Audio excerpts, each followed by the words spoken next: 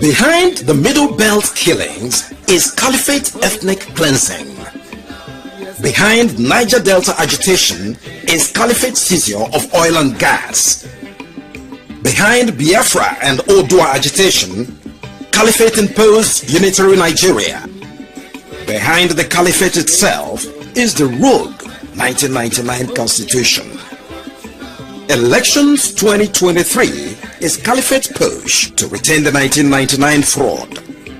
Nigerians, say no to any further election in the country. Let's take down the 1999 Constitution and save our people and our land.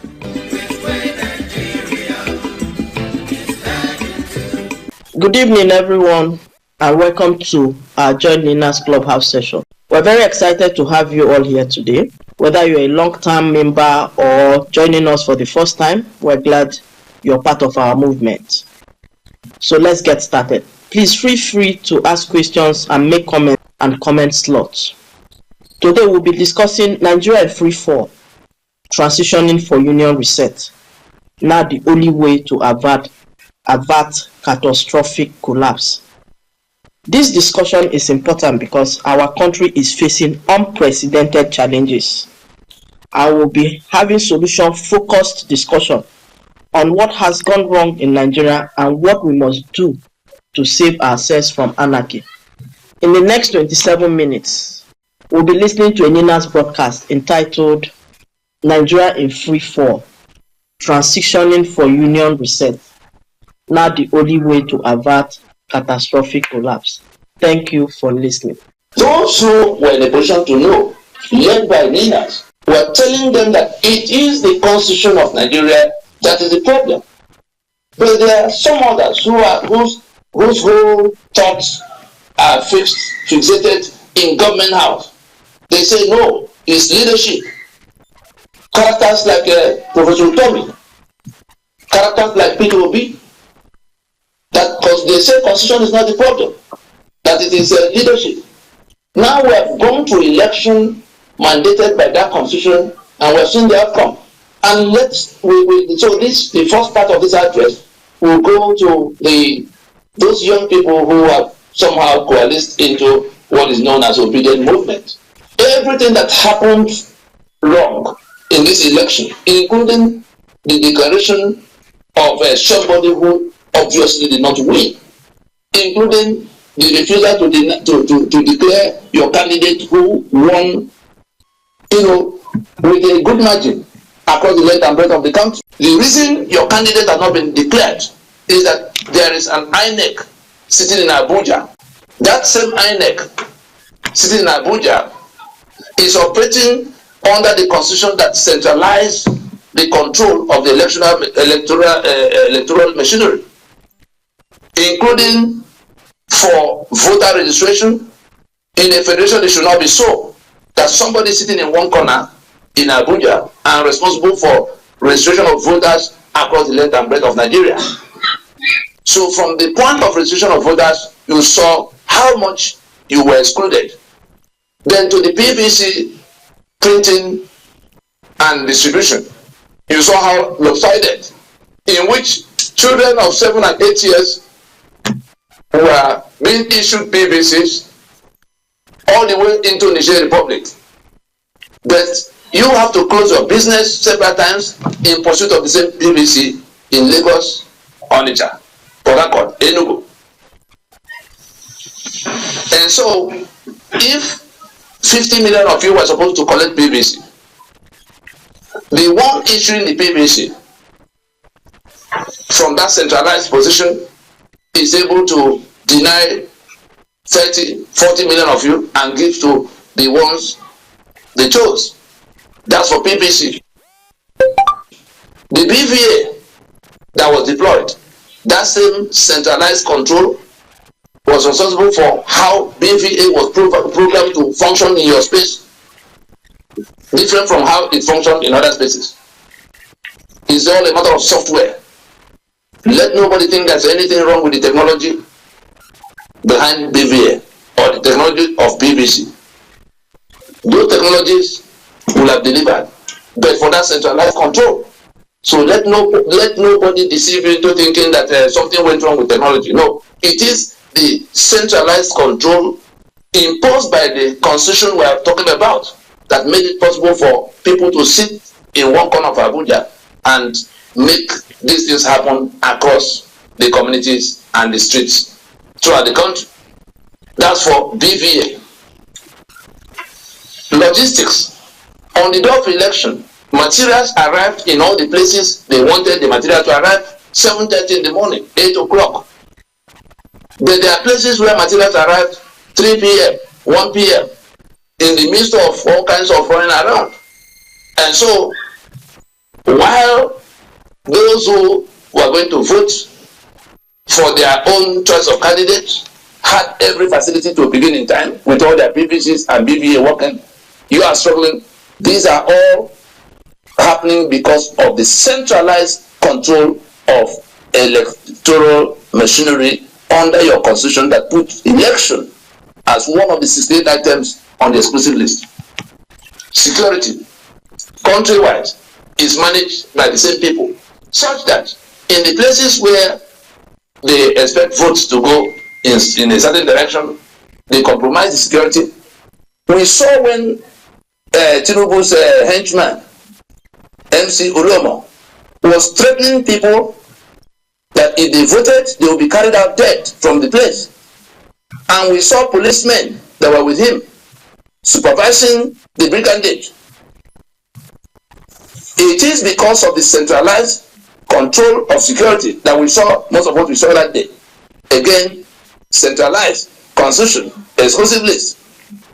The polling units that were created and distributed, we saw where INEC unilaterally shifted people to other polling units without informing them. And so you came to vote in the polling unit assigned to you, quite apart from the lopsided distribution of polling units, in which several polling units were allotted to some areas and very inadequate arrangements made for other areas, is because of that same sitting in one location and controlling what happens in your locality.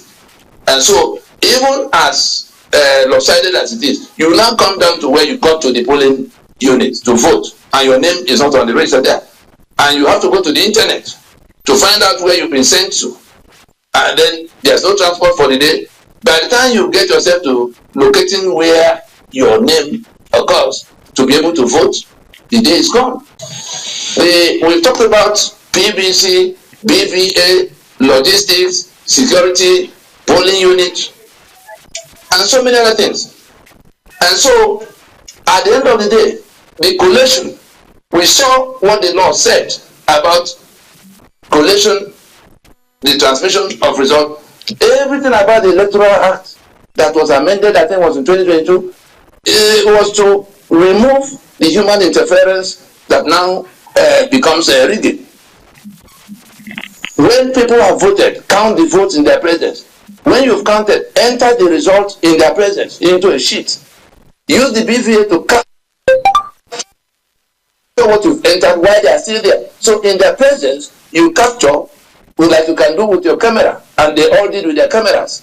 You capture and dispatch to server that then goes to IREV, where the public can be viewing real time what is happening from across 176,856 or so polling units across the country. That meant if the law was followed by INEC, they would have those results would have come even the same day as voting was finishing. The result was coming to be said. There will be no human interference from what transpired at the point of voting, where the party agents were present. That's what the law required. What did INEC do? After the first 7,000 or so that came in, they saw the pattern of results. They yanked off the server from receiving, what was coming from the field. Unfortunately for them, in yanking off the one of presidential, they allowed the other two for election that the same polling unit, the same time you vote for Senate and House of Representatives, and then the president The other two came in, and the one of president did not come in. And so it is because there's a centralized control of that electioneering, the result transmission component of the electioneering, election management. The reason we are breaking these things down for you to see that there was a reason we said election cannot cure the problem we have. And this is just election, 1 out of 68 items that are on the exclusive list. When we open up investigation into what is happening with insecurity, the killings that are happening in southern Kaduna and in Plateau and all over the country, if we say, why is it happening? You will see that it is same constitution that centralized control over arms and ammunition into the hands of the federal government that is now controlled by the Fulani. Because what has happened to us is that what we call the federal government is actually the Fulani that have hijacked the defunct federation, the carcass of the defunct federation of Nigeria. So you think there's a Nigeria that is being built. You do not know that there are invaders from across the Sahel, the Fulani, who have hijacked the carcass of what was the Federation of Nigeria into the unitarism, the thing they control from the center. And so this is just election. Security is in that same situation. Infrastructure is in that situation. That's why I don't have any roads or railways. Electricity is in that situation. Refineries are in that situation. Everything that is on that exclusive list is the reason your life is upside down where you are. And in going to vote on the 25th of February or the 18th of March for governorship, you were actually reinforcing all of this. You were voting to have things continue the way they were. The corruption you see is flowing from this centralized control. The oil and gas of Niger Delta that is now owned by people in Maiduguri and Jigawa is because of that constitution and the exclusive list that has oil and gas. It's no longer your property. The ports of Lagos, the ports of Port Harcourt, the bitumen in Ondo, the limestone in Benue, all the economic assets in the land are owned via that constitution by the people who control that that so-called federal government. It's an illicit federal government because we ceased to be a federation from the point the constitutions were toppled. And so what has happened now, which you are all witnesses to, is that the controllers of that Nigeria, that one Nigeria, that caliphate-owned Nigeria, that unitary Nigeria, defined by this constitution, have managed to railroad you to come in to reinforce your own damnation, your own enslavement, your own bondage, your own killing, your own impoverishment. That's what you did in going to election under that constitution. And we shouted from the rooftops all through the time it was building up. We told the men of God in the land who were mobilizing for PVC, where is that PVC now in the outcome you have seen? You have validated the journey to renewing the life of that constitution. You can see the outcome. You've heard what the whole world said about the candidate that have been declared winner. But beyond that, apart from the drug and the illicit things that candidate is known to have done, his second in command, his vice presidential candidate, who is at the center of what became Boko Haram, under that constitution still, if anything happens to that candidate today, it is the head of Boko Haram that will be sworn in as president. That is what you have voted for. That is what you have gone to validate. That is what you ignored the counsel to stop. That is a journey to death you have embarked upon. Now you want to cry. You went into a crooked process mandated by a crooked constitution, and you are crying about the crooked outcome. Not yet too late. The handover is supposed to be happening at the close of May. We are still in March. Ninas is calling out right now. Sovereignty belongs to the people. from whom government derives all its powers and authority. And therefore, the question of election by which government is chosen is secondary. Your powers lie above. You are the ones hiring. Election is the mechanism for hiring the management of your enterprise. That enterprise is called Nigeria. You have embarked on a wrong journey of hiring another management at a time your enterprise has been hijacked by criminals who impose this constitution. What we should do, what we must do, except we want to perish, what we must do, and remember, in the period immediately following the force majeure in 2020, sometime in 2021, we had gone out in a broadcast to say that if people refuse to listen, if the politicians, particularly the renegades, the political renegades of the South and Middle Belt, distributed across the political parties, PDP, APC, ABGA, Labour Party, Young People's Party, all of them subscribe to that constitution. Then we told them that if we cannot listen to ourselves and stop the journey and go into transition to rework the damaged constitutional base of Nigeria, that we will be waiting at the bridge to 2023. The fate of Nigeria will be decided on the bridge to 2023. If you want to find out what we said there, go to YouTube and research. Fate of Nigeria will be decided. Mechanism for that constitutional force majeure. We reject the union of master and servant as defined by the constitution that centralized everything to strangers, renewed every 4 years by elections. That is the meaning of this domino 1 you see. The domino 2 is where, in rejection of that constitution that create that union of debt, we reject elections, and that elections will be brought down. We never hid our intentions to collapse the journey into election. That election has been collapsed. However it happened is business for another day.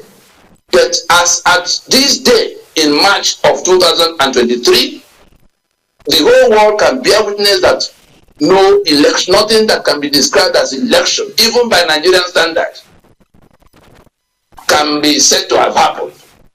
And so, the pillar of election in what you have seen is collapsed.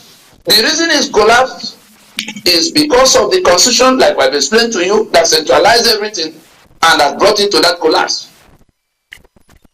We have to push harder for the collapse of that constitution to become manifest enough for everybody to realize that we have come to the end of the union of master and servant defined by that constitution. That is the enforcement of our force majeure. We started with implement and sensitization. Then we went to mobilization. Today we have activated the domino 2, which is the enforcement. Domino 2 is activated. Let Pastor Enenche be told that domino 2 has been activated. He has seen this illustration before. Let Pastor Paul Adefarasin be told that domino 2 has been activated. He has seen it. Let it try Godalo. Let El Buba. All of those who are mobilizing everybody to go and get PBC, the Catholic bishops in Nigeria. We sat down with you. We told you you were inviting your flock to death in the election. The reason we say it was death you were inviting them to is that the process has now produced an outcome. By the time the swearing in is allowed to happen, if it is allowed, on the basis of what we saw on 25th of February, you would have been the one responsible for leading the people who should have been looking up to you for direction, you led them to slaughter by asking them to go to get PVC in a battle that required AK-47. In a battle God had already given us victory. All we needed to do all the while was to say, Ninas is right, the constitution is the problem, we must go to transition now to rework the damaged constitutional basis of Nigeria. We came to you, we pleaded with you, we explained to you. You chose to go to mobilize them to validate the journey to death. That's why they've arrived now. But it is yet early. If you will come with us now, look back at what had happened and declare the truth that everything that has gone wrong has happened because of the Constitution of Nigeria that centralized the control over all the processes into the hands of the people who have enacted what you have seen. And therefore, no further business to be tolerated, not the swearing in, not the handover, no formation of government based on the Sharia we saw. It must be transitioned now for the sole purpose of reworking the constitutional, the damaged constitutional basis of Nigeria. Those who are talking about entering government for any other kind of purpose, oh, let INEC get it right. Upon which constitution? To do what? And there are some of us who already gearing up. Some have gone to court. We're going to recover our mandate. Mandate to come and do what? To come and govern by this constitution that kill people, that impoverish people. For those who want to go and do all kinds of commotion, we saw it happen in Abiola time. Your mandate has been swallowed. You saw Mahmoud in broad daylight swallowing your mandate. That monster we were telling you about all the while, the constitution, that monster has swallowed your mandate. That monster is waiting for you with mouth wide open to come and recover the mandate. You enter into that mouth in pursuit of that mandate. Whether you went to court or you went to the streets, that monster will close his mouth. Some people's liberty will be compromised. Other people's life will be lost because you are chasing after the mandate. But there's an alternative. What we are doing is to put that monster itself to death. That monster that is swallowing that mandate now. So you have a choice to go in pursuit of the mandate, like we saw in June 12th. Abiola had a mandate. For 1 year, they will not listen to him. Then people mobilized to go and recover mandate. Eventually, we saw how some of them ended up in prison, including the candidate. Eventually, we saw how some of them got killed on the streets of Lagos and elsewhere, including the candidate who died in Abuja later. Mandate, liberty, life, in that order. But mandate for what on this occasion in 2023 under 1999 Constitution? And so we invite you. We know that you want mandate recovery. That's one prescription. There are some that PDP say, oh, cancel for a run. At the end of the day, somebody will win, will swear to defend and uphold that constitution as basis of going to assume power. The court may say, oh, after all said and done, let the two front runners go and recontest in the runoff. When they recontest, one of them will win, will swear to defend and uphold 1999 constitution as basis of assuming power. So whether we go to recover mandates, or we go to rerun, or we go to runoff, the result is exactly the same. The winner will swear to defend and uphold the 1999 constitution, and you are back to where you are running away from. But there's a fourth proposition, which we are inviting you to now. That fourth proposition is where Dinas is saying, let us acknowledge that this constitution is the problem that we need to solve ahead of every other thing. Not in electing who come and manage that union that is defined by that constitution. Let us go to transition now for the purpose of reworking the damaged basis of the Union of Nigeria.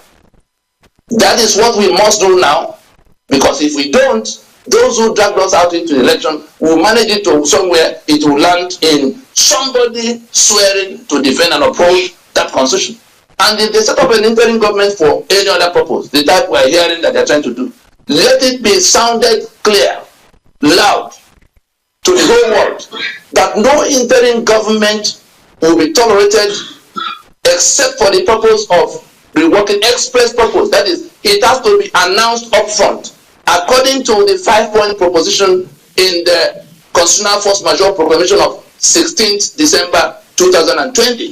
Those who want to gamble, whether it's soldiers that want to come and announce how they will go and hold the power a bit, and all these false prophets that are running their mouths all over the place, talking nonsense about what should follow, what will happen, who will be sworn in later. The union has collapsed. The election by which the constitution, they wanted to save the constitution that we have defeated. We have defeated that constitution. It is now delegitimized countrywide. Everybody acknowledges that that constitution is not basis, can no longer remain basis of union, and therefore had to be done away with wholesale, not business for National Assembly or anybody from executive branch. It is the owners and custodians of the sovereignty that will have to rework their relationships if they want to continue in any union. And so anybody who is being invited to come and hold the mantle for a little time, let Oshibajo listen to this carefully. Anything outside those 5 points of proposition in that Constitutional Force Majeure Proclamation that defines exactly what we'll be doing in that transition will not be acceptable. And let us be reminded that in that Force Majeure Proclamation we indicated what we were going to do if the country refuses, the managers and operators of unitary Nigeria refuse to listen. The nationalities are going to reconsider their allegiance, their limited toleration of that constitution. Especially at this time where we saw the president of Nigeria defying the Supreme Court. We saw INEC defying the constitution. INEC is defying the constitution. The requirements to be for a winner to emerge are spelled out. You must have the overall number of votes. You must have a spread of 25% across at least 24 states, and you must have 25% of the Federal Capital Territory valid votes. INEC is seeing these provisions.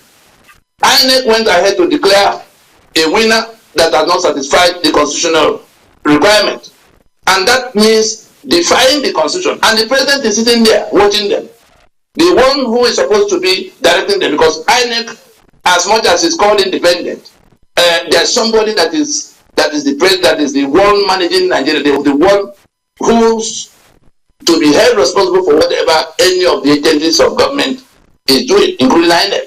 And so, if the president is folding his arms and watching INEC defy the constitution, in declaring this result, INEC is defying the constitution, quite apart from the law that it already defied.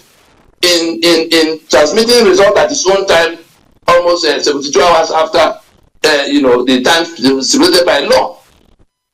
We don't want to talk about the brigandage of the moral side of the question about who beat up who and who threatened who and who carried ballot box. We're talking about constitution. We're talking about law. Two different things, apart from what now transpired in fact. And so let it be clear. Let it be made clear that we have a chance to go and rework the basis of the union by stopping this hopeless journey to nowhere. The botched 2023 election has brought us to where we must now acknowledge that the first order of business is to move to transition very quickly and work out what will happen. If anybody throws up any other thing, whatever the person sees will be his choice. Thank you for listening. Thank you for listening. Please join me to welcome Mr. Onyago to take the synopsis of the topic. Mr. Onyago, please, you have the floor. I welcome you all to this clubhouse section. The topic before us today is Nigeria in free fall, transitioning for union reset. Now, Nigeria in free fall, transitioning for union reset now. Yes, Nigeria has been in free fall from way back, as far back as 1966. The first coup was carried out, and the trajectory of decline started from there up till now. It is more pronounced now because Nigeria is already at its breaking point, and if we're not careful, it will explode. This is what Ninas is trying to avoid, and Ninas has always stated it clearly, categorically, all the time, that we are not anarchists.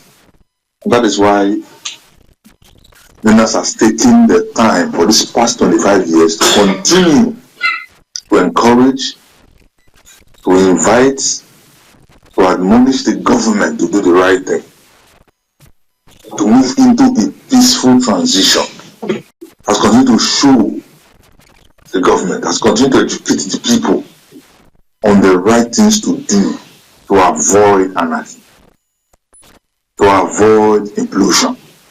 Because whether we like it or not, it is upon us, one way or the other. The wave of change is here, and there is nothing anybody can do to stop it. We either take the opportunity to work with this change in a way that we can do this transition peacefully, or we allow it to take its own course, which will not be very helpful for anybody. Even the government of the day will not be safe. You can see that our people are starting to wake up. We have suffered this much because of the level of ignorance we have, which is to say that leadership is a problem. That's what the focus has been, and so our priorities have not been set right. We're pursuing the wrong thing. Oh, let us change those in government house. It is leadership. It is leadership. Many people have that understanding or notion today. It's leadership. It's leadership. But I'm very glad that Ninas has come forth to bring to light the true issues, the true problem, and to break it down to our understanding by letting us know that this thing is not leadership. It is structure. Structure of the country. The constitutional arrangement of the country is what has bettered the leadership. You have leadership failure, the economic decline, and everything, the corruption, all of that are embedded on the faulty foundations of Nigeria. If you correct the foundation, you correct every other thing. So it is expedient, it is important that we move into transition now. I'm also grateful that Nigerians have come to understand that election is not the way. If we go out to the street now, the word on the street is that it's revolution. It's revolution, no longer election. But what I'm afraid of is that our people, some of us, some of them, who are still in the majority, are still having that understanding that it's leadership. So even if they go into a peaceful revolution, it is still towards changing leaders instead of changing the system. And so Ninas has continued to work, is working to ensure that we get these things right. We get these things right and understand. So that when our priorities are right, then our actions, our plans, our objectives will align. And we can, fight the right fight and get the victory that we deserve. So today, a speaker today will show us more, will reveal more, knowledge in this aspect. And so we should listen and also share, so that our people will continue to be enlightened. And with that being said, I yield the mic. Thank you. Yeah, Mr. Onyago. We are grateful for your contribution to this meeting. Thank you very much. It's my pleasure to introduce our NINA spokesperson, Mr. Tony Nadi. He will be sharing his insights on today's topic, Nigeria in free fall, transitioning for union reset, now the only way to avert catastrophic collapse, drawing from his extensive experience and expertise.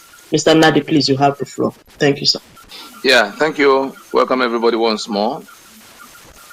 And having listened to the broadcast where we were explaining to those who went to election what went wrong with the vote they cast. All the votes were scored that should have coronated their candidate or installed their candidate. But the proprietors of Unitary Nigeria chose to coronate somebody else of their choice.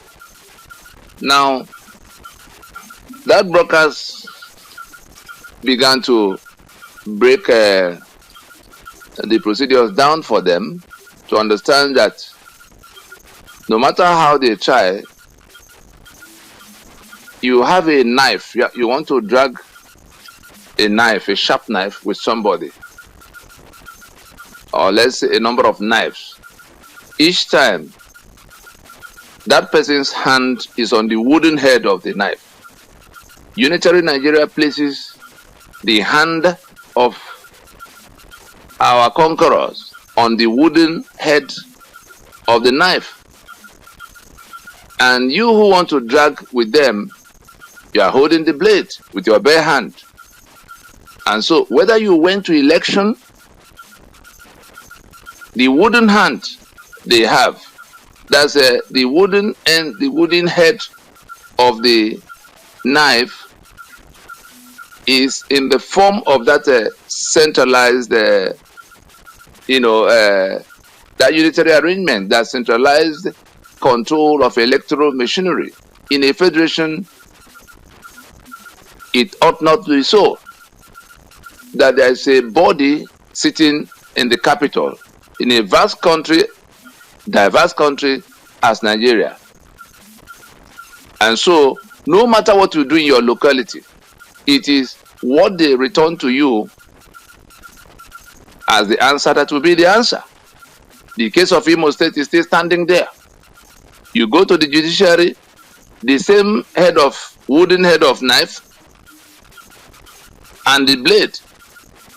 P2B was so sure with all the evidence they gathered. You saw the sacks of evidence they tried to come to court with.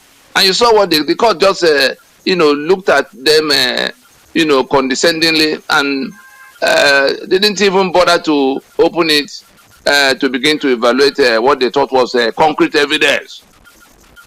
Because the judiciary too, that should have been adjudicating in the malfeasances that everybody could see, was also being controlled from that one spot.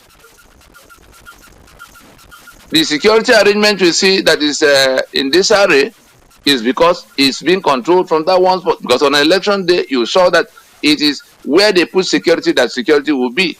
Where they deny security, security will be absent. We saw Oluomo in Lagos and how he organized what happened where he was. We saw the one of Port Harcourt. Our man in Abuja now. We saw what happened on election day in Port Harcourt, where they they simply carried the finished product to their own warehouse. And so we're saying that whatever those 68 items we're talking about in that constitution puts the wooden head of the knife in the hand of the enemy. You are looking for electricity. Only that enemy can allow you or disallow. You are looking for petroleum products. Only that enemy can decide whether a refinery will function or who they will grant the license. You are looking for even the road, all the roads from that connect the capitals are federal highways. Only that enemy can decide how the road that goes from Port Harcourt to either Calabar or you or Benin down the road, or Yenagoa down the road. I'm sure some of us saw the picture, the video from East-West Road.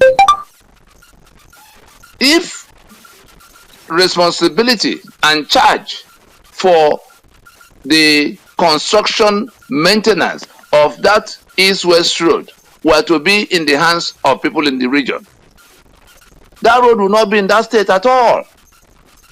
But it's because it's in the hand of Sokoto, that could be Abuja, or Kano, that could become Maiduguri, depending on where the president, where the powers of the day decide to hold their meeting for what will happen. And so the road can remain like that, such that even Crocodile, the road is so dilapidated that vegetation has on a dual carriage expressway. Vegetation, water has returned to the center of the road on account of complete washout, and the vegetation has grown back. I won't be surprised if they say crocodile swallow somebody in the middle of that, in terms of people who did not go into any bush, just people on where the third road used to be, who do not know that the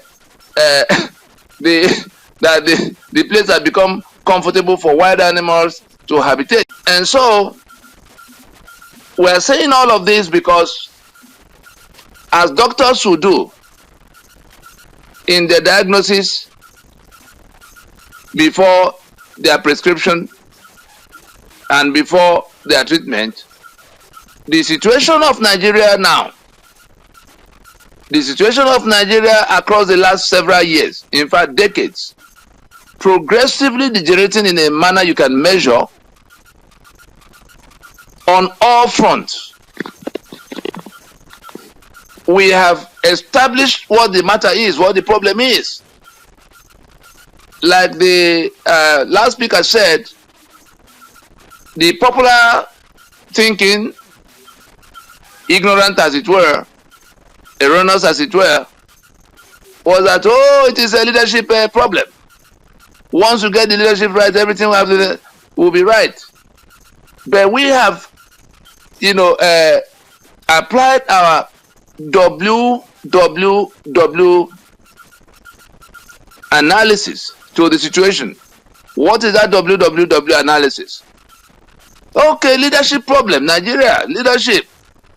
The first W is on every such question, ask the first why. Why is it that leadership had been impossible in Nigeria for decades? By the time you get the answer of that first why, oh, election have been rigged every time. That's the likely answer you get. You ask the second W another why. Why is it, possible for election to be rigged even on serially? I mean, we have never missed it since the 1959 election. The British conduct. It had always been rigged. It had always been coronating the one who didn't win election. Did Shagari win his election? Did Ahmadu Bello and his secretary called Tafawa Balewa win the election in 1959? Did Buhari win the election that brought him to power? Did the one there now win the election that brought him to power? So when they say, oh, it's rigged, and you have asked the secretary, they say, oh, leadership, oh, why is this? So they always rig the election. Then when you ask the second W is for another why, that you are now applying why to that second answer, you will immediately begin to see that if they say it's rigged, and you say, why has it been impossible to contain the rigging that had happened so many times, ever so often, almost on every election? You are likely to get an answer, whatever answer you get, by the time you come to the third W in terms of asking why, that WWW is why, and why. You ask the first why, you get an answer. You ask the second why, you get the secondary answer. By the time you come to the third why, okay, they'll be rigging election. Why has it always been possible for people to rig election and hold power for 4 years and possibly come back? There is no way, except you want to deceive yourself. You won't say that it is spiritual forces. Otherwise, we ask, where is your own prayer? If it's spiritual forces, you will come down to why it had always been possible for the rigging to take place successfully and for the winner to assume office and stay peacefully 4 years, 8 years with no consequence. That's the worst part. With impunity, they will do it again and again. Wike is already boasting about what will happen in 2027. He's already telling those who will contest how he will unseat them. He hasn't said he's contesting by himself, but because they now act with impunity, completely assured that nothing will happen. It boils down to the constitutional arrangements. What we have now is no different from what the British had in place at the time they did what they did.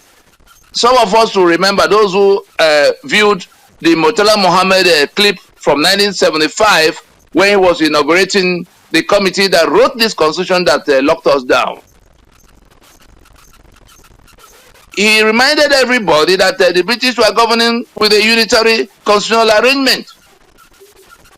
So they could sit in London and instruct the people who have to carry the ballot, the security, all of those who have to deal with the election on the outcome they want. They already decided before the election came that they will leave power in the hands of their local agents, the caliphate, then led by Ahmadu Bello, who was so high in the scheme of things he didn't need to leave his power base. So he sent his parliamentary secretary called Tafawa Balewa to come and be, Prime Minister over Nigeria. Ahmadu Bello was too high to be arguing with Azikiwe and Awolowo.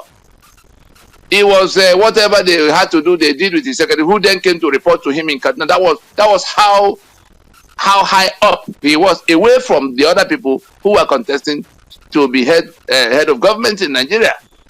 And so it was the unitary constitutional arrangement that made it possible for the British to do what they did in 1959.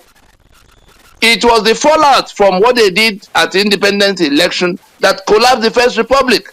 And then that unitarianism was imposed since 1967, since the time they broke the 4 regions into 12 states in May of 1967. That unitarianism was brought back because the assets of the regions, the powers of the regions were confiscated into the hands of the illicit federal government that emerged. Illicit because, tell me, how will you have a federal government if you do not have a federation? The Federation of Nigeria died in 1966 upon the second coup of July 1966. The attempt to revive that Federation of Nigeria by the meetings that happened in January of 1967 at Aburi was frustrated.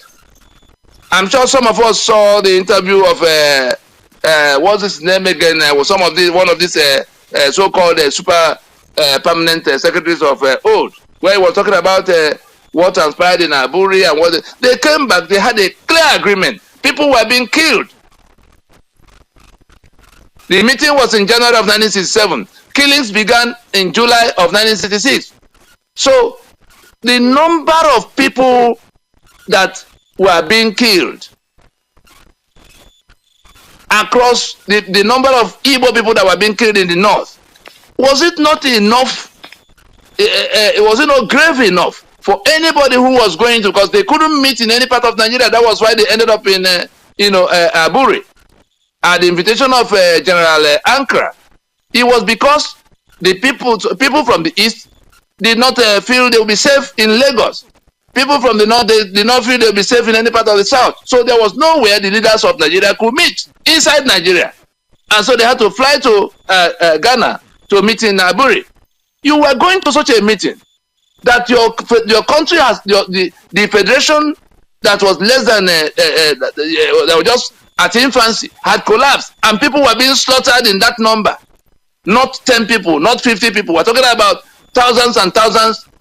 By some estimates, 300,000 plus have been killed.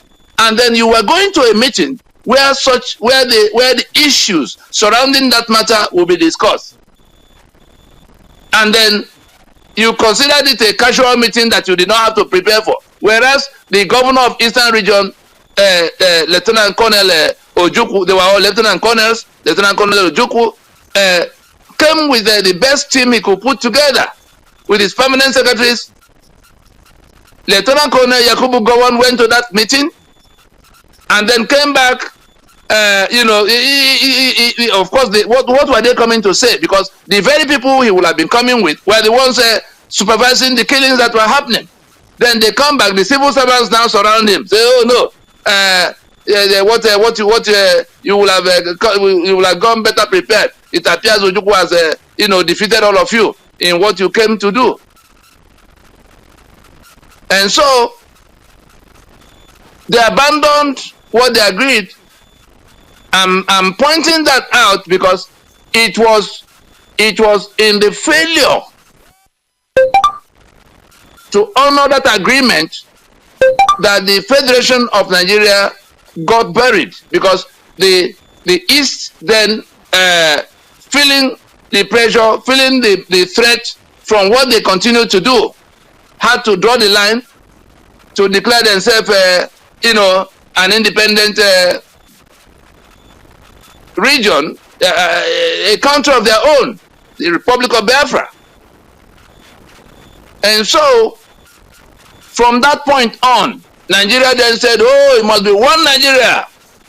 That is the unitary Nigeria that will be controlled centrally. The Caliphate owned Nigeria.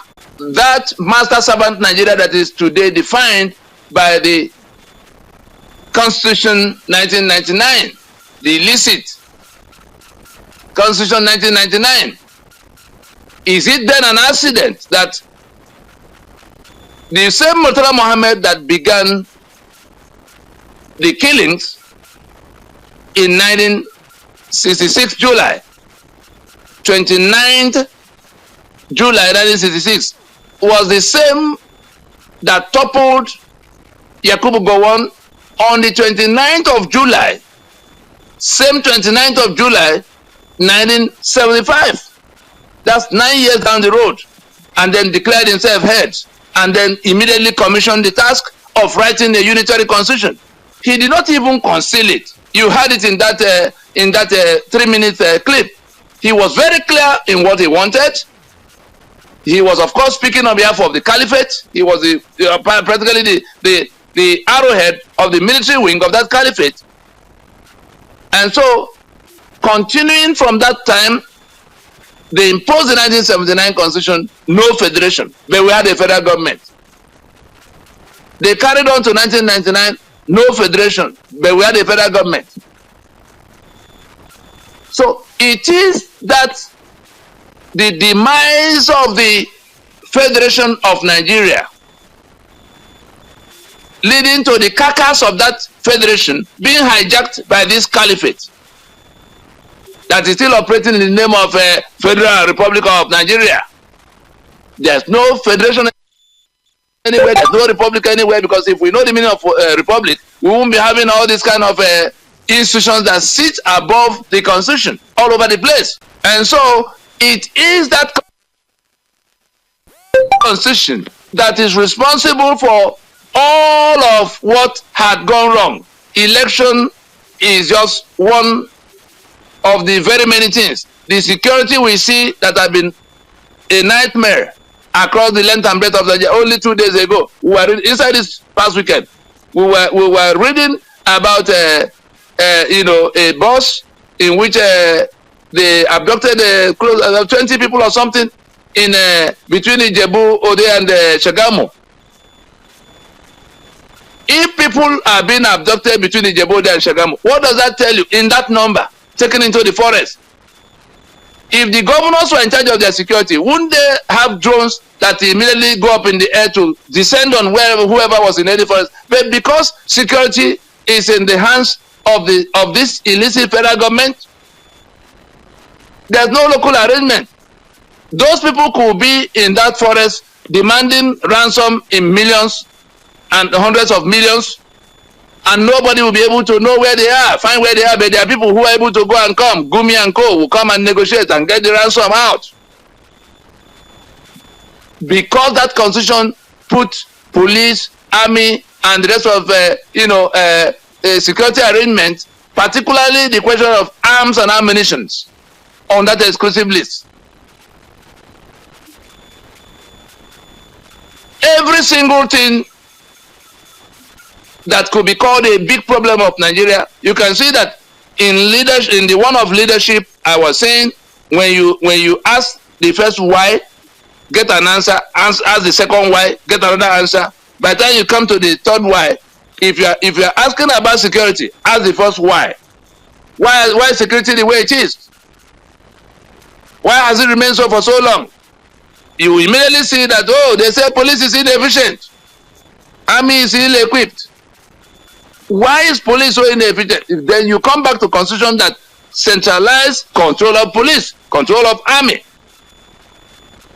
caliphate, control federation, control the federal government, and so you are back to the hands of the people you are running away from. As long as that constitution is in place, so you again, security is the way it is because the constitution is the way it is. Infrastructure. Why is the East-West Road not done? See, it is the way it is because the constitution is the way it is.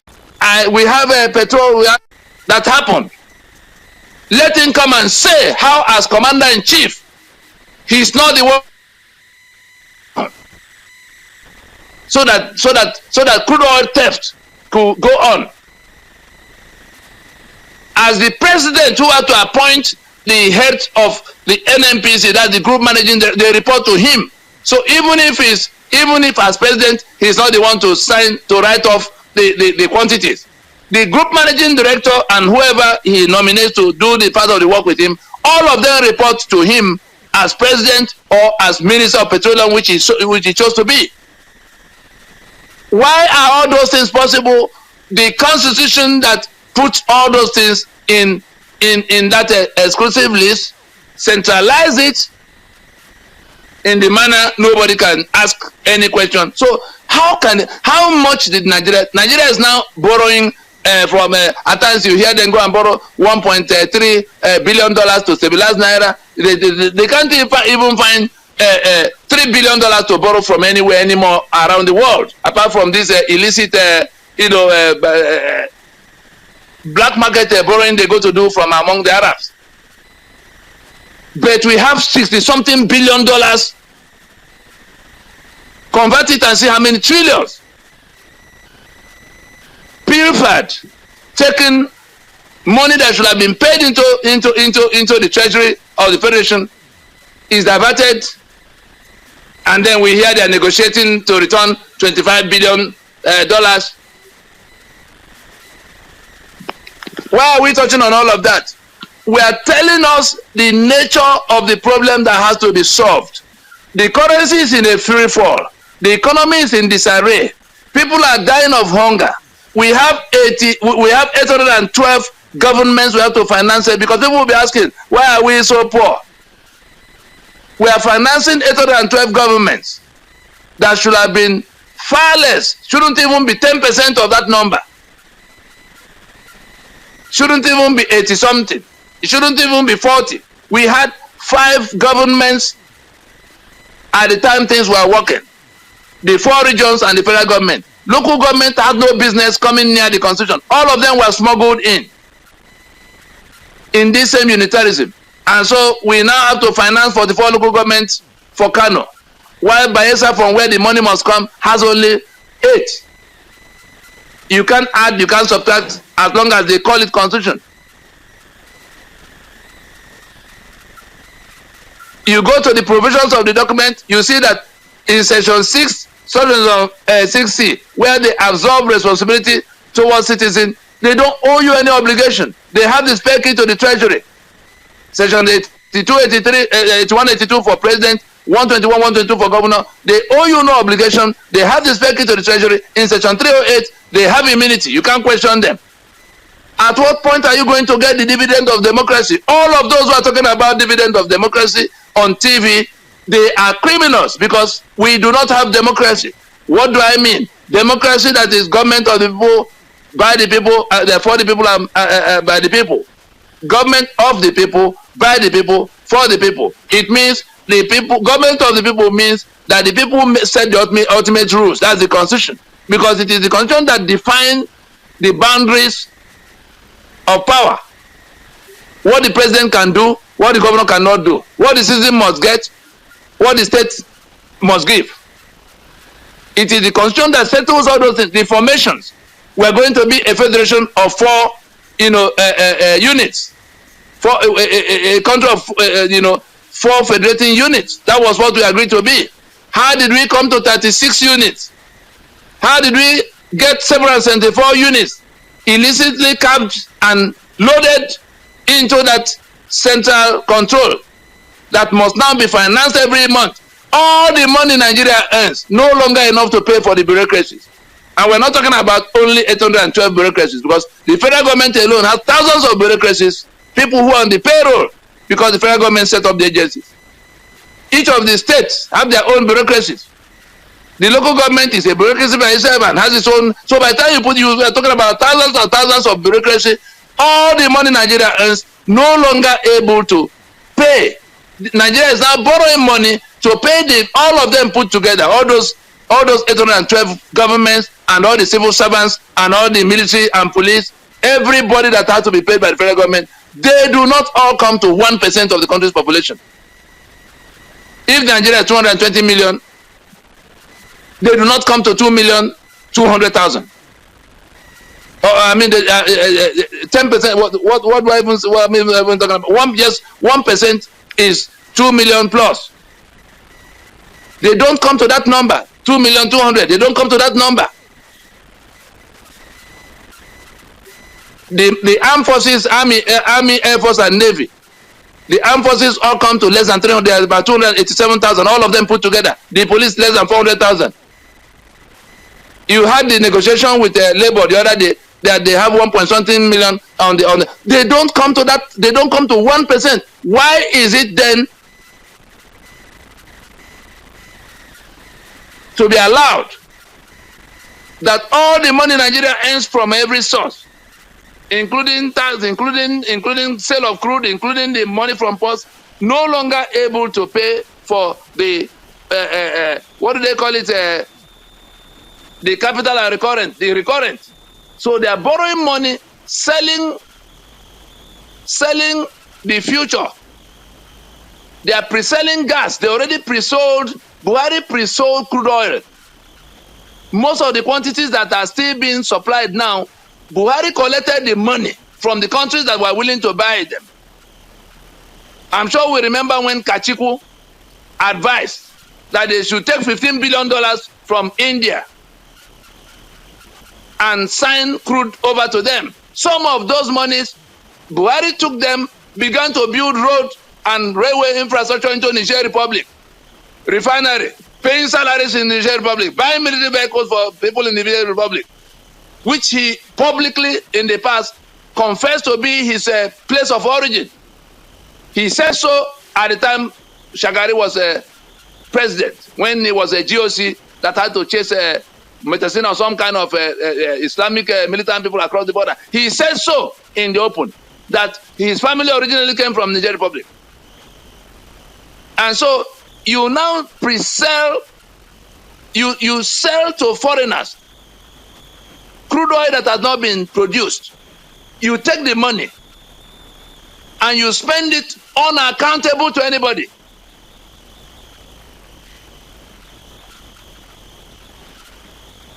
Why are we talking about all of this?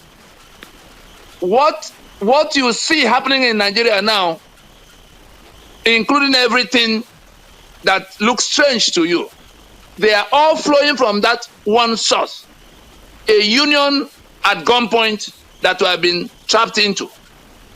A union of master and servant in which we are not equal partners.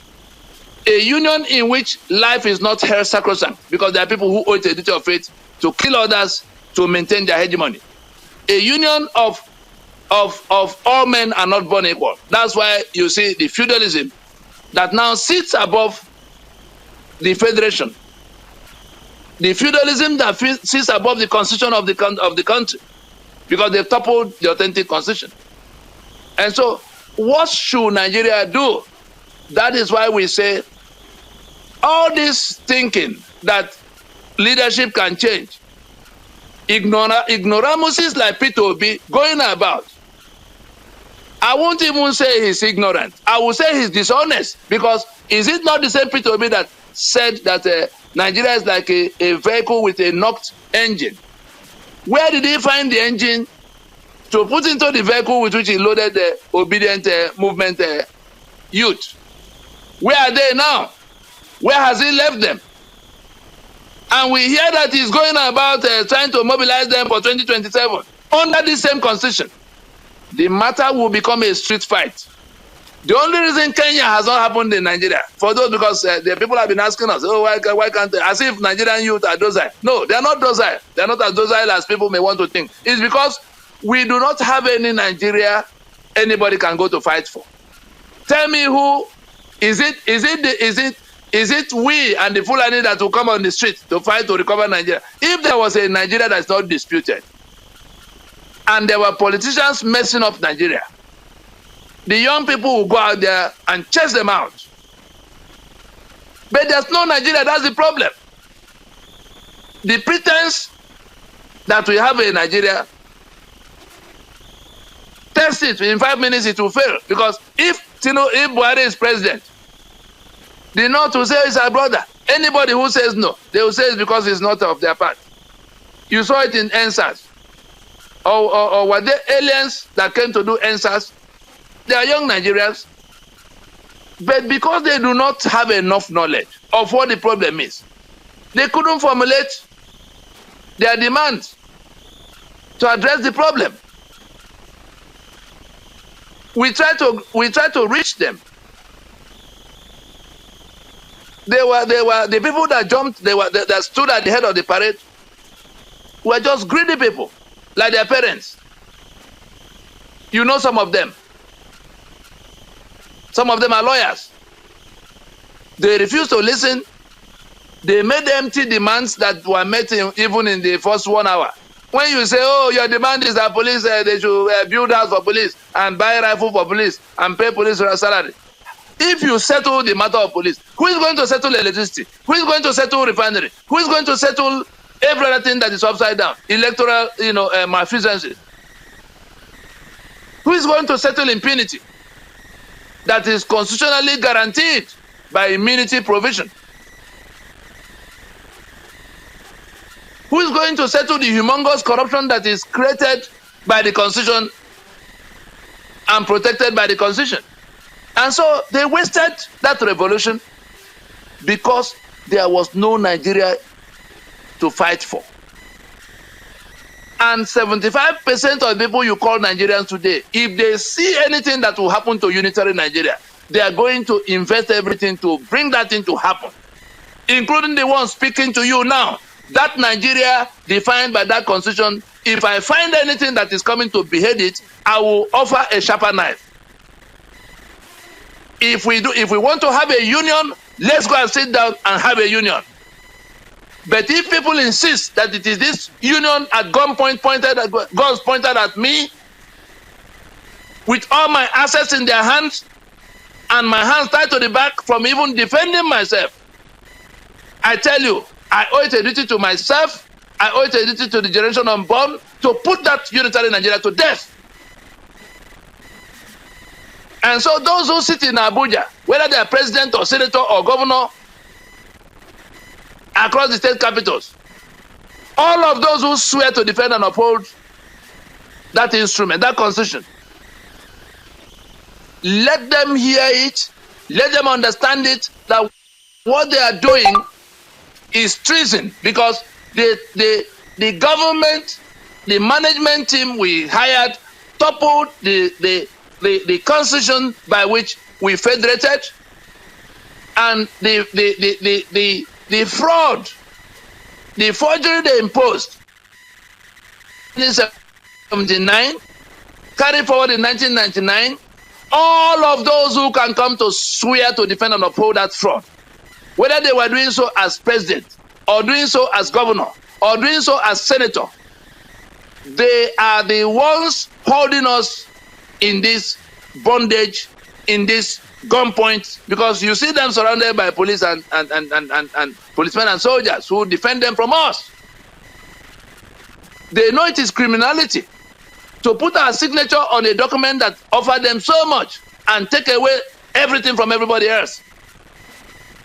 So when the governors go to take their allocation every month, it is their share of that criminal enterprise.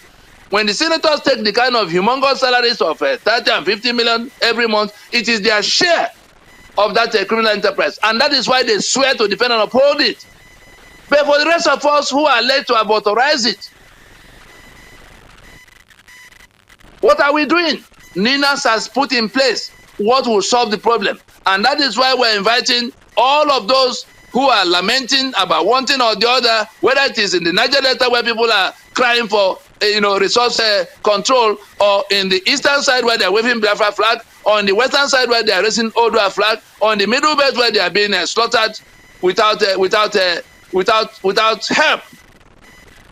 It is that constitution that is responsible. It is people from your backyard who swear to defend and uphold that constitution that are responsible for your calamities.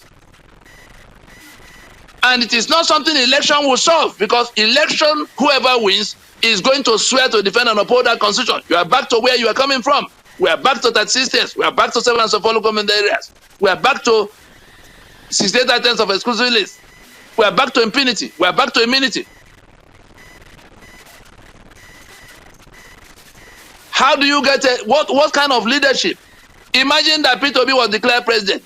Would that settle the question in that preamble that says that we, the people, solemnly resolve to live in unity with people who owe it a duty to kill us? Would the emergence of any president solve that question? That we are disputing our membership of the union validly and legitimately, going to court when we went. Then you say it cannot be discussed. And you think you have a union, you think you have a federation, you think you have a country, a great country that is being built. Look at all the illiterate and ignorant people that have been saying that Nigeria is great and will be great again. Great people, great country.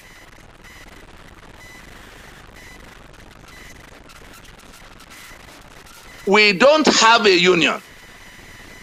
We don't have a union under this falsehood that we, the people, solemnly resolve to live in unity forever, and that we made a constitution to that effect, as in pursuant to that firm resolution to live in unity. That is the main issue. There's no amount of leadership that will change it. And then what then should happen? There's also this misconception that nationals say that the amendment, anytime you talk, they say, let us go and amend the constitution. Which constitution are you amending? Have we amended? Have we made any constitution?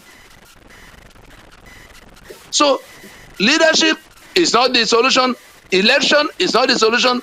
Amendment is not the solution. Which is why Nina say, let us pull back from this pretense and accept that we have a problem that will require a transition, immediate transition to go and solve. Because if we are not going to that transition, let everybody hear it loud and clear that what NINAS has done across the last 25 years is first to organize the owners of the sovereignties that are confiscated into the Nigerian project in the formations that will be cohesive internally. That's why you saw all those solemn assemblies. There are charters of relationships across the 3 blocks that are in that alliance. The default, what will happen if Nigeria does not, if the proprietors of unitary Nigeria will not find the discipline to come forward like South Africa came forward in 1990 to acknowledge their problem and go into the CODESA that resolved it by discussion. If Nigeria will not do that, the default, what will happen even without any requirement of any meeting, is that the owners of the constituent component sovereignties, Yoruba will be one block. The lower eastern half of Nigeria, eastern half of southern Nigeria will be another block, the one we call the lower Niger. It will be a federation of the Urobo, the Edo, the Anang, the Efik, the Igbo, the Ijo, and all else in between, Isoko, Ogoni. The middle belt will be a federation of the chief, the Doma. Let it be sounded loud and clear that the charters of relationships. So if anybody is already in place, if anybody is thinking that unless they come to Abuja and convince us, that's what some of the illiterates are talking about. They think that unless Abuja comes along, what is Abuja? If the owners of the, if the reason your land is occupied by Nigeria is the constitution you did not make, but which nevertheless has your signature as your authorization, as the author. If that is the only reason the oil and gas assets of Niger Delta has been frittered away in Abuja in the manner we see, then I can assure you, you do not need any meeting with anybody in Abuja to take back all of those things that constitution took from you, including your land, your sovereignty, your economic assets. And that same constitution that says it's only by virtue of that constitution that you cannot touch gun. But because that constitution has been defeated, you can find the guns wherever you find them, hold your land, refuse to go to Abuja. East will do it, West will do it. Anybody who doesn't do it, Fulani will take their land from them. Anybody who doesn't do it at the time things get worse, Fulani that is roaming all over the place. You saw the one that came into the Kainji Lake area, the reserve there. They're already here.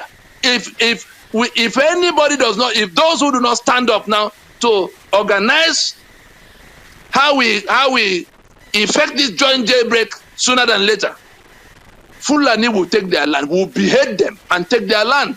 Those who organize themselves will take their lands and find all the weapons they need.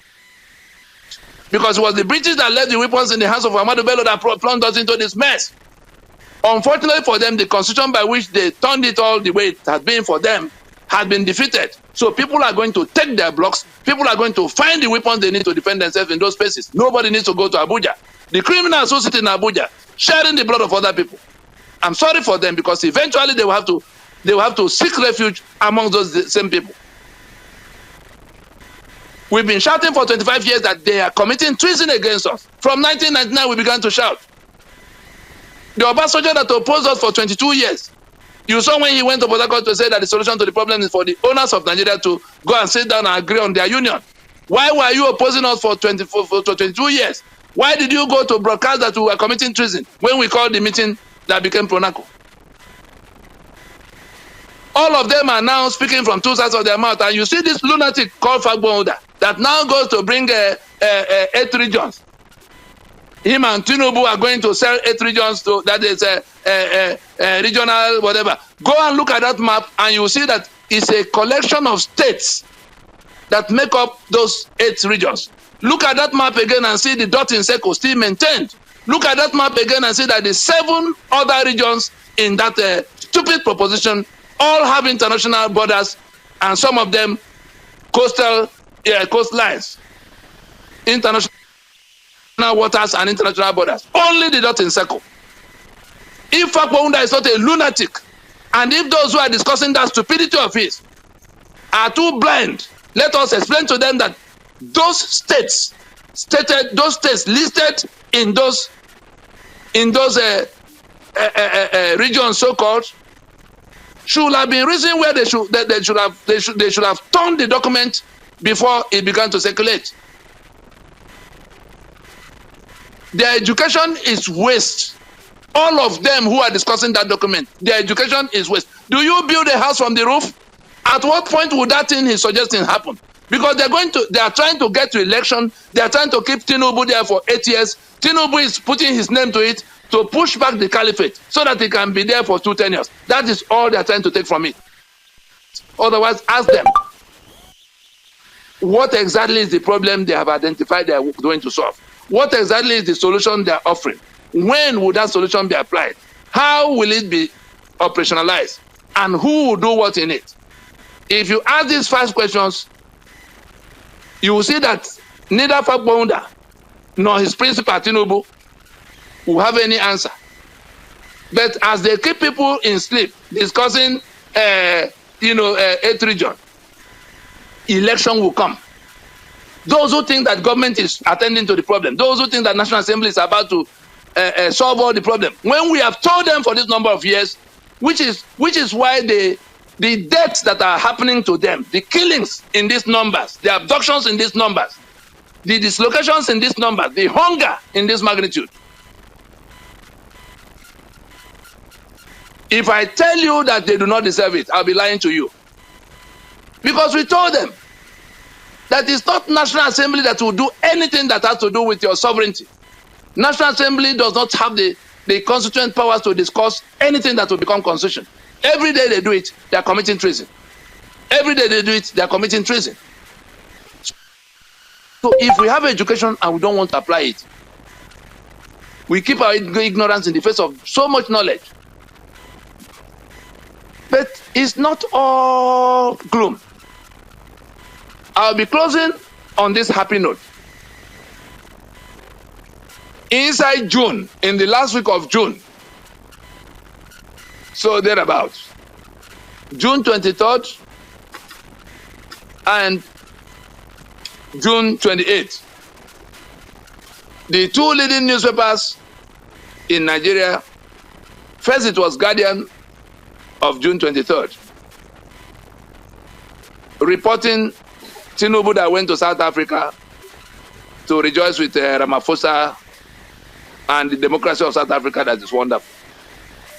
They were Guardian newspaper in rebuking the Tinubu that doesn't want to solve his own problem, but is going to rejoice with South Africa that has solved this problem.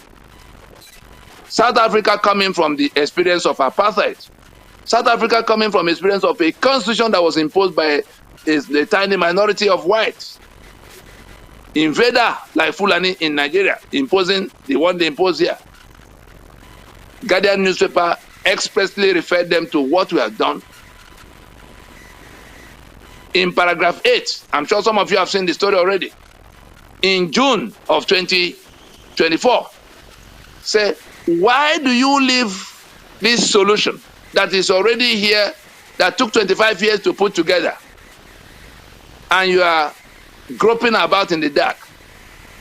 On the 28th, Vanguard newspaper did exactly the same thing, addressing Fakbonda and his principal, the Tinubu, to say, Ninas that has done this work with better knowledge of what the problems were did not draft any constitution or bring up any document to say this is what it will be. Then Fakbonda, that is an illiterate on the subject matter, he says he's not a lawyer. How can, if not in the dark Nigeria, how can somebody who is not a lawyer be the one leading the whole country on how to go and write a constitution? Even something that even lawyers are not very familiar. Not many lawyers know anything about jurisprudence of constitution making. Even the senior advocates, even the professors of law. Then illiterate Fakbonda on the subject will come, and people actually, the news of the TV houses, particularly what do they call them, Arise TV, as if they are demented. They're actually bringing it and discussing it as if there's a way to proceed in that direction. Do you build a house from the roof? We are saying that the owners of the sovereignty need to discuss before you begin to write down anything. The British invaded them in 1914. The Lancasters invaded them. All the military regimes and caliphate invaded them. Absalom Abaka invaded them. That is getting them to sit down and agree to be in union, and then to decide the terms of that union. Until that is done, there's nothing that can become constitution, no matter how many, even if the entire National Assembly, the entirety of the National Assembly, go to agree with the president that they are going to write one document or the other. Ninas will not touch it, and it cannot on any account become constitution. It will only heighten the tension. It will only hasten the demise of this toxic this toxic pretense at a federation. Nigeria will be the first casualty of that misadventure. Thank you for listening. We stop here.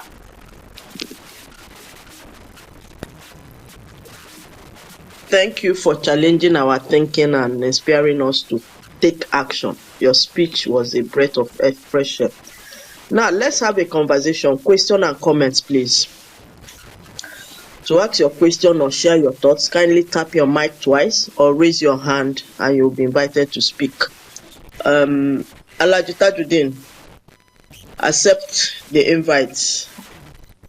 You have the floor for 1 minute. Thank you. Kindly unmute your mic and speak. Alhaji Tajuddin, if you are speaking, we can't hear you. Are you hearing me? Yes, sir. Go ahead, sir. Thank you very much. Yes. You see, the problem with a very attractive vegetable is within the person that planted the vegetable. For instance, if the likes of Ala-Igbo did not take hostage of Tinubu when he was to start campaigning for presidency, Tinubu will not have the guts to think that he won election. That is one problem. Then, how will the problem not persist if the likes of Victor Taiwo and Akifa Kponda are now special guests of honor with Edmond Obilo on YouTube? How will the problem not persist? Now, government is now sponsoring or funding 812 governments. I'm sure we all did not forget simply Decree number 24 that collapsed the regions into 12 states. How will all this question not persist? I have no sympathy with what Nigerians are going through. For instance, on the 1st of July, late October, Shade Olukoya was 41 days. The tradition is that they will have to fry akara. Who were there, pastors that were there, I engaged them in conversation. People thought Tinubu was a strategist. I said, what strategy has Tinubu put in place? And what goal has he gotten? Distinguished ladies and gentlemen, I think we are getting to a point we should be less sympathetic with people that are going through hardship, hunger, and what have you. How will all this thing not stop? Did Gowon not know that he will not implement the Aburi Ghana resolution before going there? Then why are they blaming Ojukwu? When Ojukwu said he won't go there. I mean, until I let the pastors that were with Otuba's 41 days of death, we call it akara. Akara is a cake made from beans. I told them that the problem with Nigeria is 1999 constitution. I thank the way our spokesperson have compressed everything, synergizing without confusion. A good SS2 student will understand what he has said. He has been too consistent and in fact very encouraging. Therefore, the powers of a president in section 81 and 82 earlier quoted, and the section 6 subparagraph C subsection C of this same constitution, they are not just the only problem. For instance, who is Akpabio? People that are that think that that were referred to as people holding the handle made of wood of a knife. Let that knife be converted to sword. They will have nothing to cut. Let us continue with this advocacy. Talk to people that really matter. They will have a change of mind. Or if they want the problem to be resolved on the streets of Nigeria, then to hell with them. We will just sit down and clap our hands and rejoice.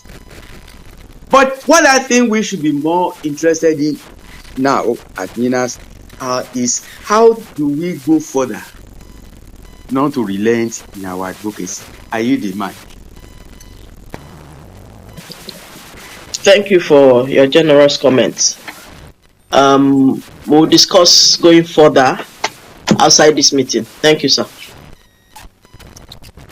Reverend Salami, please, you have the floor. Yes, you have the floor. Unmute your mic and speak, sir. Yes, good evening. Can you hear me? Yeah, good evening, sir. Yes, we can hear you, sir. Well, Once again, I want to thank the NINA spokesman and the entire team that God has given us the fortitude. I just want to drop in an encouragement that we are still, the work is moving, though it appears slow. Like on Sunday, I was with the Christian workers and their pastors at Avert. And by the time I finished the film clips from the secretariat, the eyes were open, and we were able to really raise about 15 to 16 people who will be trained now to go out into all the trainings. I think this is what is needed. This is what has been lacking before, that we have not been able to get people on hand to train. So with this movement we are doing now, we just need to encourage our people to do same all over. So by this thing, eventually we turn out to be the critical mass which we are looking for. I think our major focus should continue to be with advocacy. Once again, I thank the leadership and all that are here. May God just continue to help us and give us the strength. I yield the mic. Thank you, sir. Reverend Salami is reporting from the Yoruba flank because there are other people in the Igbo area and the Niger Delta area doing some remote work too. Thank you. Yeah, Lajita Judin, do you have anything to add? No, nothing but to commend the effort of Dr. Salami. And we must always emphasize the ruggedness, the synchronized way of presentation of our spokesperson. I don't think we should miss it. Thank you very much. Thank you, sir. Mr. Nadi, do you want to respond, or we just go straight to closing remark? Justina, please, you have the floor for closing remark. Have to do it on the ground. Reverend Salami, kindly mute your mic. Justina, please, you have the floor for closing remark. Good evening, everybody. Good evening. Welcome to tonight's broadcast. Okay, a closing remark. I would say that everything we know about Nigeria is false, is lie. Nigeria is held together in falsehood, in lies, hypocrisy, propaganda, and terror. I tell you, being a part of NINAS has really opened one's eye to all the negative experiences that the people are going through. You know, our experience is as if every dispensation we're plunging more into deeper wickedness. So we get to see the reason why these things are occurring. As it was in the beginning, that's how it has always been, I tell you. Everything about Nigeria is negative, is evil because of this constitution. This 1999 constitution is the source of all our miseries and our woes. Nigeria that is defined by this constitution. In fact, Nigeria is a crime scene with this constitution. Nigeria is a place of gross impunity and brigandage. A place where there's a centralized control, that everything is false. We're saying that we're practicing democracy, Federal Republic of Nigeria. How is it possible that everything that will make us a people is being confiscated and seized by one mighty power, unseen power that we do not know, and we are slaving under it? In fact, I would say from tonight's broadcast, I don't think we are citizens. We are slaves in our own land. One take home again is that we do not have a union. I just want that to sink into everybody. Nigeria is not existing. There's no Nigeria. Nigeria has been toppled since 1966. And what we're doing is just a farce. That is why everything from election, everything about this country is false. It's most annoying. Like going to our broadcast, 10 things that will not change. Even Jesus Christ, that has power to do miracle, subscribing and swearing to this constitution, I tell you, will do nothing. Each time as we announce and go through this constitution, in fact, I get so irritated and angry that if people will manage this kind of heat. We're burning, like, you know, the analogy is like a coal that is gradually, serially killing you. And for 25 years, how did these people exist with this kind of wickedness? I'm sure that even Kenya did not even go through what we're going through, and they are reacting like this. It's a terrible experience that we're going through, that our economy is in free fall because of this same constitution. We're now financing 812 governments. How is it possible that local government has become part of us again? All these things is really a menace. This is a union of debt, a union of poverty, and we really need to go onward movement to transitioning. There's no Nigeria. That is what we have to know tonight. And we can't keep living in pretense forever. Like Wole Inka was saying, that it's as if the political class, they are afraid of discussing Nigeria. He said there's a fear that he is observing. That fear, I think, it's time we discuss, or Nigeria will disperse. Thank you. I yield the mic. Thank you, Justina, for tying the closing remark together. Mr. Nadi, we'll be honored if you could share any final words of wisdom before we conclude today's meeting with announcements. Mr. Nadi. Yeah, thank you.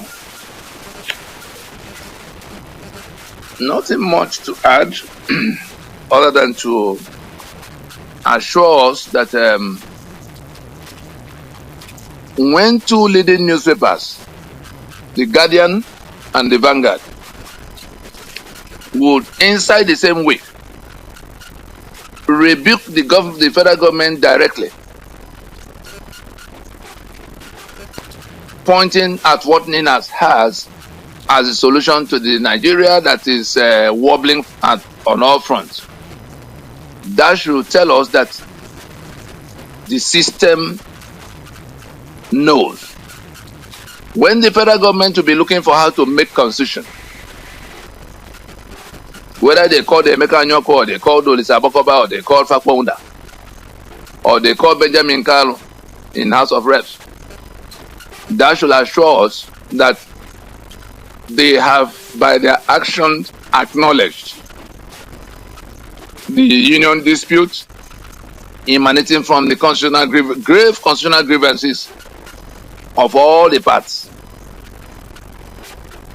And if these leading newspapers, without reference to, it's not as if we had an event and they were reporting us. No, they were on their own telling the federal government to stop floundering around and go to the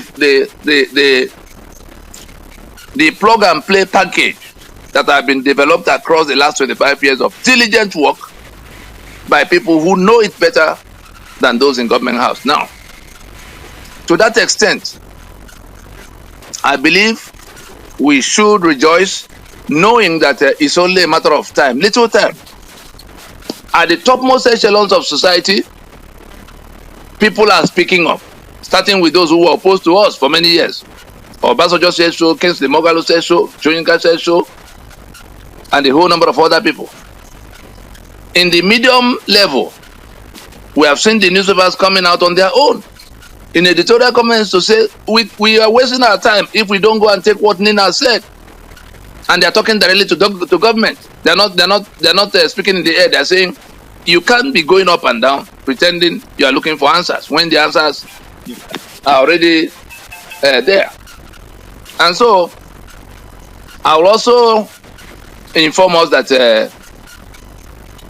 the little that is left to connect what we have done with the populace is being put together in the days ahead inside this quarter. They will be sharing with us what we need to do the 5% of the task that is left, which is assigned to the public to the populace to partake in. That's all I'll be saying. Thank you for listening. attending. Thank you, sir. Justina, please, you have the floor for announcements. Justina, please, you have the floor for announcements. Thank you. Good evening, everybody, once again. I want to say a very big thank you for everybody for coming for tonight's illuminating and exposing section. These are the announcements of our activities through the week. On Tuesdays like this, we'll be having a joint clubhouse section at 7 p.m. Nigerian time. And on Saturdays, we have Daughters of Truth on Facebook and YouTube at 5:30 p.m. Nigerian time.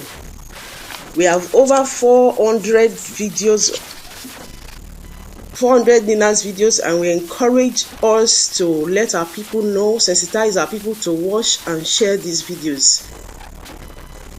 At the count of 5, we're going to shout down this clubhouse section. And the count begins.